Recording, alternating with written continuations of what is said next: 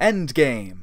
Everyone's talking about Endgame, and boy, I loved Endgame, which I didn't fully expect since I... Please don't tell anyone, this is our little secret. Kinda hated Infinity War. I think it's because I went into it with the mindset of, I'm deep in superhero fatigue and I fully expect to hate this, prove me wrong movie. But with Endgame I was more like, I really like these characters and I just want to enjoy watching them again. And I did, and I had so much more fun. And now I'm all up in a Marvel mood. As you probably saw, Nando V Movies organized the One Marvelous Scene event where a whole bunch of YouTube movie people talked about their favorite Marvel scenes. And he didn't invite me. But it's fine. It's fine. I don't mind. It's fine. I mean, I get it. I've only got 2,000 subscribers. It's fine. Fuck 'em, who needs 'em? So instead of talking about all the Marvel movies everyone else is talking about, how about some of the lesser known ones? 'Cause I'm a hipster and I like to know about things that other people don't know about. I bet you do too, don't you? You're already scrolling along the bottom of the video so you can comment about how you already knew every movie I talked about, aren't you? Yeah, I saw.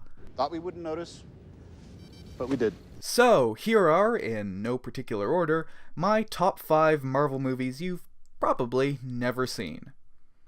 But I mean, you've probably seen like 1 or 2. Maybe you've even seen them all. I don't know. I'm just trying my best, man. Number 5. The Green Goblin's Last Stand. In 1992, Dan Poole, a stuntman who wanted to make his name and, ideally, get the title role in James Cameron's then-upcoming Spider-Man movie, shot his own fan film in Baltimore on a budget of $400. The end result was certainly impressive. Impressive doesn't necessarily mean good, though. It's certainly not an easy 50 minutes to get through, but if you can make it through the awkward, stilted dialogue... 2 years? No way. It doesn't seem like more than 2 weeks ago you begged me to go stay with you.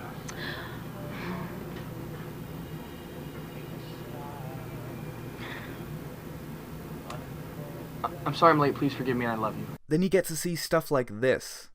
That is Dan Poole hanging off a fire escape by a rope. Man, looked alright, do it again! He went web swinging on a real-ass rope for his fan film. If nothing else, I'd recommend watching the hour-long making-of documentary, which, along with the full film, is available to watch on YouTube. But if you're like me, it's hard to watch that whole documentary without wanting to check out the movie too. Like, there's no net or harness or anything, he's just holding onto that rope for dear life. Number 4. Trial of the Incredible Hulk. When I was little, the video store I frequented had one Lou Ferrigno Hulk DVD. It was a double feature with Return of the Incredible Hulk and Trial of the Incredible Hulk, the 2 TV movies that guest starred Thor and Daredevil. And I was all about Daredevil. Look at him. I mean, look at him.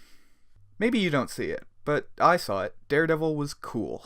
And I think this costume has maybe gone through a few different phases. Like, at first it would have come off as kinda lazy since they didn't bother making it red or giving it horns or a DD symbol or anything to make it look like the comics. But then the fantastic Netflix series came along and now it just looks the way that Daredevil looks for most of that show. I mean, it does lose points for failing to make Matt Murdock ginger along with every other live-action Daredevil, but what are they gonna do, cast me? Hey Hollywood, you should Rewatching this movie, I honestly had a lot of fun. It's exactly the amount of goofy I want out of a campy TV superhero movie. Stuff like this. Can you teach me some of the moves? Don't hurt anybody, Turk. Be very good. Read a book. I've been very mellow lately. I've been a sweetheart. Or how about the fact that Bill Bixby has a beard and then he turns into the Hulk and Lou Ferrigno doesn't? Hands down, my favorite moment in this movie is when Wilson Fisk has gathered a bunch of crime bosses and he's screening a video he filmed of him beating the crap out of Daredevil, and he's like, "Look, I killed Daredevil. I deserve to be in charge of all of you." And then this happens. Gentlemen, it is with the greatest pleasure that I declare Daredevil officially dead.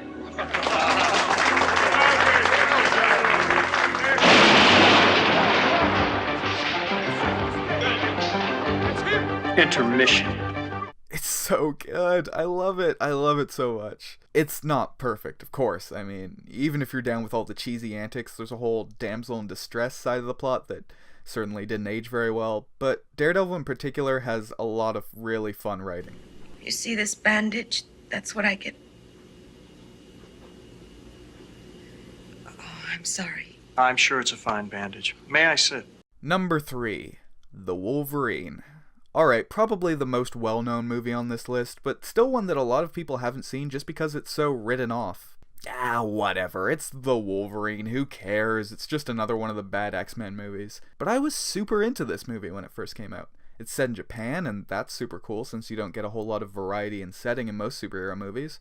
It's all about Wolverine, and who doesn't like Wolverine? It's got an unrated cut with extra swearing and violence for all the edgy teenagers like 13-year-old me when it came out, and also one over-the-top scene that was too much even for edgy 13-year-old me when it came out. People loved Logan, but hey, if you like Logan, you'll probably at least a little bit like the Wolverine. After all, same director, and Logan probably couldn't have happened without one non-cheesy movie in between to cleanse the palate after X-Men Origins. Come on, bub, for old time's sake, huh?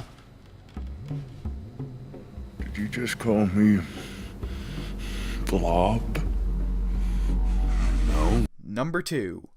Ultimate Avengers. Hell yeah, Ultimate Avengers. I like Ultimate Avengers. Before Endgame, before Avengers 1, even before Iron Man, there was Ultimate Avengers, Marvel's first ever animated feature film. Unless you count whatever these are. I don't know, I don't. Ultimate Avengers is an origin story for the formation of the Avengers, with its main focus on Captain America, who's frozen and unfrozen at the beginning of the movie, and Bruce Banner, who's trying to replicate the superhero serum that made Captain America as a way to control the Hulk, a la Professor Hulk. The movie has a lot in common with Avengers 1 since they're both based mostly on the Ultimate Comics version of the Marvel Universe and both center around a Chitauri invasion. But Ultimate Avengers makes for a really cool Hulk story, and it has some pretty solid animation to boot. Plus, Thor gets misgendered because of his long hair. Who's the chick with the hammer? Whoever she is, I'm glad she's on our side. I have been there, buddy. I have been there. Number 1. Planet Hulk. I watched this movie a few years ago, and I don't really remember much about it, but it's got Beta Ray Bill the Horsehead Thor in it, so that's enough reason to put it on this list. Look at him. He's Thor, but he's got a horse head. He's the best Marvel character. Why isn't he in Endgame? Where's my MCU Beta Ray Bill movie? I mean, I want Alpha Flight first, but oh god! Oh, Jesus! Stop it, Hulk! Stop